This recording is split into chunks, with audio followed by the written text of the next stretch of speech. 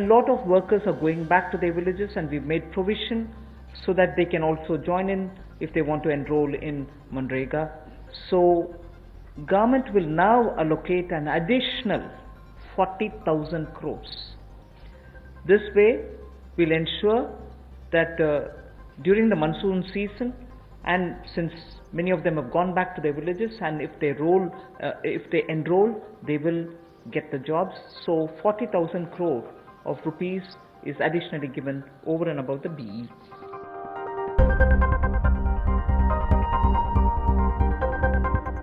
$15,000 crores was declared by the Prime Minister as released, and from that 4,113 crores have been released to the states. Essential items of 3,750 crores were bought. Testing labs and kits were also brought in. Insurance cover, which is the most important thing there, insurance cover of 50 lakhs per person for health professionals under Pradhan Mantri Garib Kalyan Yojana was announced. Already we have supplied about 51 lakhs of PPEs, 87 lakhs of N95 masks, and also 11.08 crores of hydroxychloroquine tablets.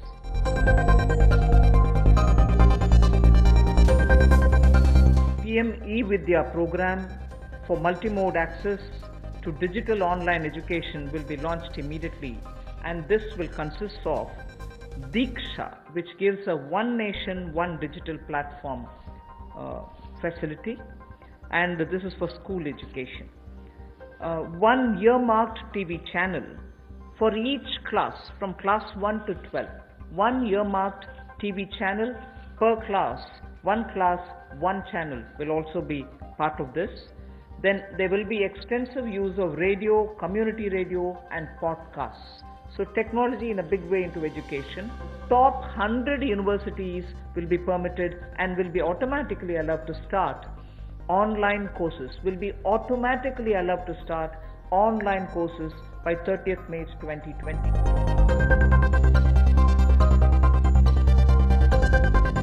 States have so far borrowed only 14% of the limit which is authorized to them. 86% of the authorized borrowing limits remain unutilized as of now. Nevertheless, because chief ministers have written to the Prime Minister, finance ministers have written to me saying, please increase our borrowing limit. It is now 3% of your state's GSDP. We have now agreed to increase this to 5%.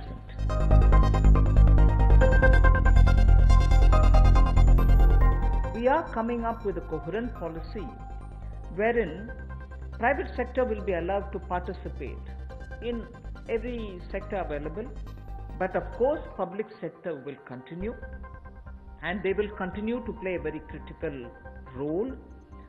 And public sector, when I say public sector, I mean public sector enterprises. Public sector enterprises will continue to play a very important role, and we shall now define the areas in which their presence will be impactfully felt. So the Government of India will announce a new policy which will broadly categorize strategic sectors and the others.